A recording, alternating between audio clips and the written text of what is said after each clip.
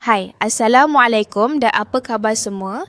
Hari ini Zuri akan kongsi apa yang sepatutnya dilakukan oleh ejen takaful, terutamanya ejen baru. Topik hari ini adalah aktiviti harian. Jadual harian seorang ejen takaful yang produktif perlu dirancang dengan baik untuk memastikan setiap masa digunakan secara efektif. Pada waktu pagi, mulakan hari dengan menyemak jadual dan menetapkan keutamaan kerja. Gunakan masa ini untuk membuat panggilan telefon kepada prospek atau pelanggan sedia ada, kerana waktu pagi biasanya lebih sesuai untuk mendapatkan perhatian mereka. Selain itu, manfaatkan waktu ini untuk merancang strategi pemasaran seperti kempen media sosial atau menulis kandungan berkaitan takaful yang boleh dikongsi.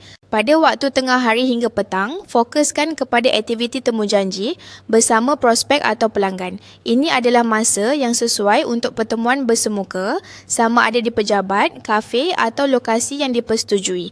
Jika tiada temu janji, gunakan masa ini untuk melakukan direct approach di kawasan awam seperti pusat beli belah atau kawasan perumahan.